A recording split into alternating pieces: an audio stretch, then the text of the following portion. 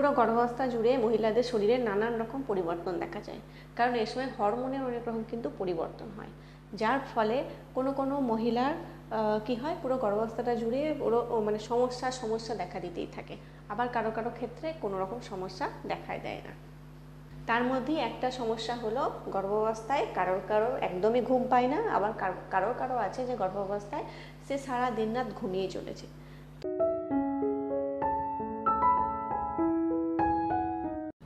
Hello, আমি Olivia women's and pregnancy care চ্যানেলে আপনাদের সবাইকে ওয়েলকাম এবং অনেক অনেক ভালোবাসা। তো আজকে আমি আবার নতুন একটা ইনফরমেটিভ ভিডিও আপনাদের সবার সামনে চলে এসেছি।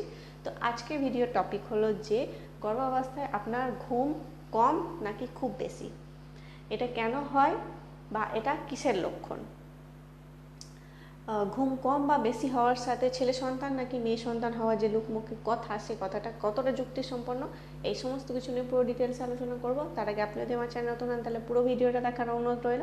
দেখে যদি আপনার ইনফরমেটিভ মনে হয় তাহলে অবশ্যই চ্যানেলটিকে সাবস্ক্রাইব করবেন। ভিডিওটা ফেসবুকে দেখে থাকেন তাহলে অবশ্যই পেজটিকে ফলো করবেন। এছাড়া আমাদের Instagram ID Olivia women's and pregnancy care, সেটাকেও কিন্তু ফলো করে দেবেন।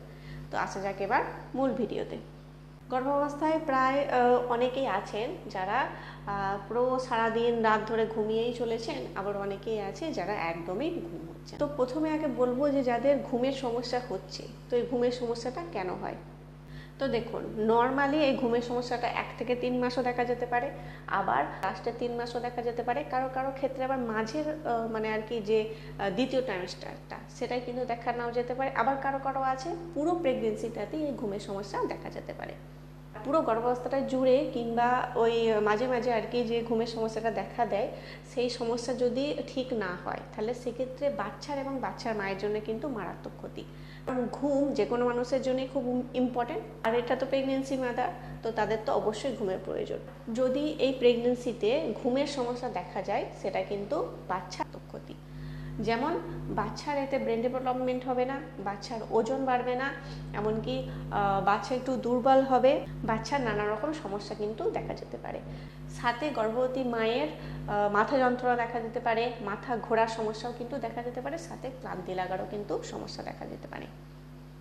তাই গর্ভাবস্থায় দিনে 1 থেকে 2 ঘন্টা এবং রাতে মিনিমাম 8 ঘন্টা ঘুমের প্রয়োজন।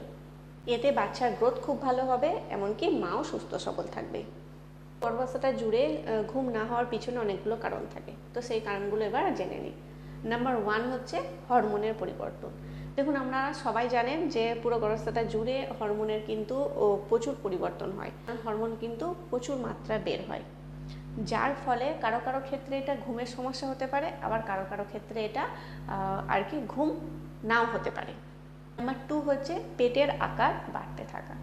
গর্ভাবস্থায় যেহেতু আপনার বাচ্চা পেটের মধ্যে বাড়তে থাকছে, সাথে পেটও কিন্তু বাড়তে থাকবে, সাথে আপনার ওজনও বাড়তে থাকবে। ক্ষেত্রে অনেকে অস্বস্তি ফিল করে, যার ফলে রাতেও ঠিকমতো ঘুম হয় না। নাম্বার 3 হচ্ছে ব্যথা এবং অস্বস্তি। দেখুন, পুরো গর্ভাবস্থাটা জুড়ে অনেকের পিঠে ব্যথা, কোমরে ব্যথা, মাথায় ব্যথা, পায়ে ব্যথা, এমনকি পেটে ব্যথা দেখা যায়। তো এই সব ব্যথার কারণেও কিন্তু অনেক গর্ভবতী মা ঘুমাতে পারেন না। নাম্বার 4 হচ্ছে বমি ভাব হওয়া এবং বুক জ্বালা পোড়া হওয়া।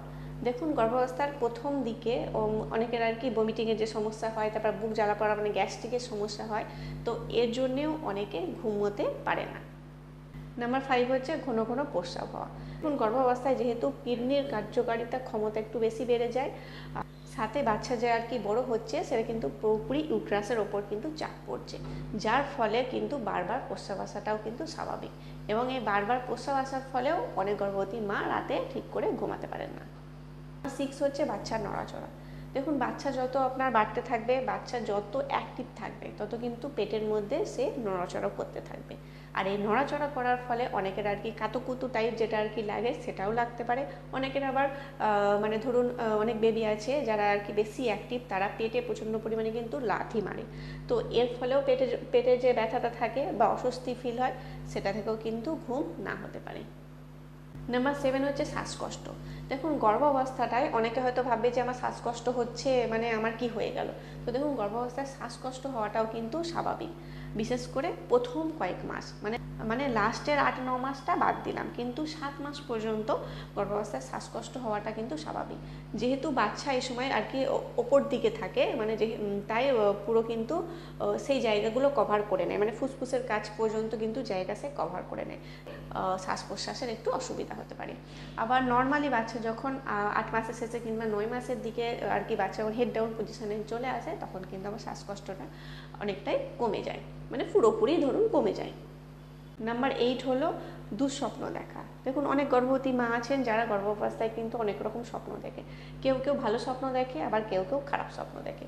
তো যারা আর কি গর্ভাবস্থায় কন্টিনিউ খারাপ স্বপ্ন দেখে থাকেন, তাদের ক্ষেত্রে ঘুম না হওয়াটাই কিন্তু স্বাভাবিক।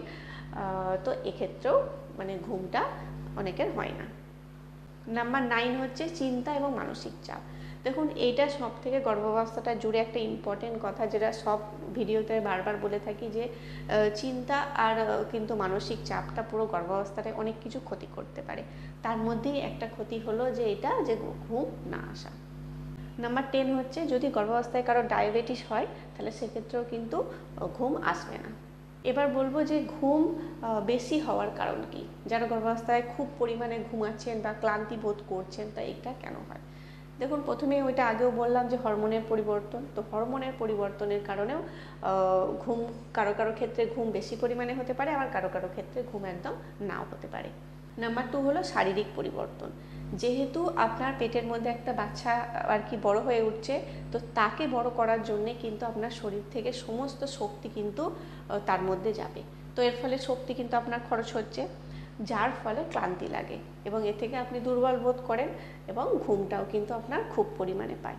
দেখুন, গর্ভাবস্থায় বেশি ঘুমানো কিন্তু মোটেও খারাপ না। তবে আপনি যদি দেখেন যে না, আপনার একেবারে 12-13 ঘন্টা দিনে হোক বা রাতে হোক আপনি কন্টিনিউ ঘুমিয়ে যাচ্ছেন, সেটা কিন্তু খারাপ। এর জন্য অবশ্যই কিন্তু আপনি ডাক্তারের পরামর্শ নেবেন। তো যাদের ঘুম আসে না গর্ভাবস্থায়, তারা সেক্ষেত্রে কী কী করবেন এবার একটু বলে দিই। তো দেখুন, সবার প্রথমে যেটা বলবো সেটা হচ্ছে যে ঘুমাতে যাওয়ার সময় আর কি, মানে যে রাতের খাবারটা আপনি খেয়ে আর কি ঘুমাবেন, সেটা খুব বেশি হেভি খাবার যেন না হয়। সবসময় একটু লাইট বা হালকা একটু খাবার চেষ্টা করবেন। কোনো ঝাল মশলা, অতিরিক্ত তেল বা স্পাইসি কোনো কিন্তু খাবার এই সময় খাবেন না। হবে গ্যাস হবে, এমনকি বুক জ্বালা পোড়াও হবে, যার ফলে অস্বস্তি হবে এবং কিন্তু ঘুমটাও ঠিকমতো আসবে না। নেক্সট হলো যেটা, যে ঘুমাতে যাওয়ার আগে থেকে মিনিমাম একটু আপনি সন্ধ্যের পর থেকে একটু জল খাওয়ার পরিমাণটা কমিয়ে দেবেন। দেখুন, গর্ভাবস্থায় জল তো খুবই ইম্পর্টেন্ট একটা জিনিস, আর জল খাওয়াও কিন্তু খুবই ভালো জিনিস। তবে আপনি চেষ্টা করবেন যাদের আর কি ঘুম মানে আর কি হচ্ছে না, তো তারা কি করবেন, পুরো সারা দিনে মানে সন্ধ্যে পর্যন্ত খুব পরিমাণে জলটা খেয়ে নেবেন, আর রাতের দিকে একটু কম জল খাওয়ার চেষ্টা করবেন। এতে কি হবে, বারবার কিন্তু প্রস্রাবটা পাবে না, ঘুমেরও কিন্তু ডিস্টার্ব হবে না। নেক্সট একটা রেমেডি আপনারা ফলো করতে পারেন। যদি কারোর ঘুম না আসে, সেক্ষেত্রে আপনি একটু গরম জল করবেন, হালকা গরম জল একটা গামলার মধ্যে আপনি রাখবেন, তার মধ্যে 1 চামচ একটু নুন দেবেন, তারপর তার মধ্যে পাটা একটু হালকা একটু ডুবিয়ে বসে থাকবেন মিনিমাম 10 থেকে 20 মিনিট। এরকম করলে দেখবেন অনেকটা আর কি রিল্যাক্স ফিল হচ্ছে এবং ঘুমটাও কিন্তু আসবে। নেক্সট হলো শোয়ার সময় পায়ের তলায় একটু ম্যাসাজ করতে পারেন। আপনি যে কোনো তেল আপনি ইউজ করতে পারেন, সেই তেলটা একটু হালকা গরম করে নেবেন, তারপর সেটা পায়ের তলায় ম্যাসাজ করবেন। এর থেকেও কিন্তু ভালো ঘুম আসে। হচ্ছে সারাদিনে আপনি একটু এক্সারসাইজ করবেন। এক্সারসাইজ বলতে যে দিনে মিনিমাম 40 মিনিট একটু হাঁটার চেষ্টা করবেন। এতে কি হয়, শরীরের মধ্যে ব্লাড সার্কুলেশন ভালো হবে, আর এতে কিন্তু ঘুমটাও ভালো আসবে। নেক্সট হচ্ছে সারা দিন রাতে 1 থেকে 2 কাপের বেশি কিন্তু চা বা কফি খাবেন না। তাছাড়াও ঘুমাতে যাওয়ার মিনিমাম 3 ঘন্টা আগে আপনি যদি চা খেতে চান, তাহলে চা খেতে পারেন, কিন্তু 3 ঘন্টার যে আপনি ঘুমাতে যাবেন তার 3 ঘন্টার মধ্যে কিন্তু মোটেও চা বা কফি কিছু খাবেন না, এতে ঘুমের সমস্যা হবে। ঘুমাতে যাওয়ার মিনিমাম 1 ঘন্টা আগে আপনি একটু হালকা গরম করা দুধ 1 গ্লাস খেতে পারেন, এতেও কিন্তু ভালো ঘুম আসবে। সাথে যাদের ঘুমাতে অসুবিধা হচ্ছে, মানে পেটে হোক বা পিঠে হোক বা কোমরে আর কি ব্যথা হচ্ছে, যারা ঘুমাতে পারছেন না, তারা প্রেগনেন্সি পিলো অর্ডার করতে পারেন। এখানে দেখবেন ট্যাগ এতে আমি কিছু প্রোডাক্ট আর কি মেনশন করে দেবো, তো এগুলো আপনারা ইউজ করতে পারেন। এছাড়াও যদি কেউ আর কি না কিনতে চান, তাহলে নর্মাল যে বালিশ পাওয়া যায়, সেই বালিশও কিন্তু 2 পায়ের ফাঁকে দিয়ে আপনি ঘুমাতে পারেন, এতে কিন্তু ভালো ঘুম হবে। নেক্সট হচ্ছে ঘুমাতে যাওয়ার আগে ফোনের স্ক্রিন বেশি ঘাঁটবেন না, এমনকি টিভিও বেশি দেখবেন না। ঘুম আসছে না, সেক্ষেত্রে আপনি কোনো গল্পের বই পড়তে পারেন। বই পড়লে অনেক সময় কিন্তু ঘুম আসে। ইম্পর্ট্যান্ট একটা কথা যে আপনি যে টাইমে ঘুমাতে যাবেন, ধরুন আপনি মিনিমাম প্রতিদিন রাত 10টার সময় ঘুমাতে যাচ্ছেন, তো ডেলি আপনি চেষ্টা করবেন সেই 10টার সময় ঘুমাতে যাওয়ার। যেমন প্রথম একটু ঘুম আসবে না, কিন্তু আপনি 1 সপ্তাহ চেষ্টা করবেন, দেখবেন তারপর থেকে প্রতিদিন 10টাতেই কিন্তু আপনার ঘুমটা চলে আসছে। তো পুরো গর্ভাবস্থাটা জুড়ে আপনাকে দিনে 1 থেকে 2 ঘন্টা এবং রাতে মিনিমাম 7 থেকে 8 ঘন্টা ঘুমাতে হবে। তাহলে বাচ্চা এবং বাচ্চার মা উভয়ই কিন্তু সুস্থ থাকবে। এবার যেটা কথা যে গর্ভাবস্থায় যদি বেশি কেউ ঘুমায়, তাহলে সেক্ষেত্রে নাকি মেয়ে সন্তান হওয়ার সম্ভাবনা থাকে।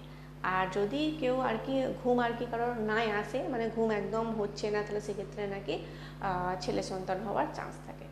তো দেখুন, এই কথাটা সম্পূর্ণ ভুল, এটা কোনো বৈজ্ঞানিক ব্যাখ্যা নয়। কারো কারো ক্ষেত্রে জিনিসটা মিলে যায়, কারো কারো ক্ষেত্রে জিনিসটা মেলে না। তো এই ছিল আজকের ভিডিও। আশা করি ভিডিওটা অনেকটা ইনফরমেটিভ হয়েছে। তো এরকম ইনফরমেটিভ ভিডিও আরও পাওয়ার জন্য অবশ্যই লাইক করবেন, শেয়ার করবেন, চ্যানেলটিকে সাবস্ক্রাইব করবেন। ভিডিও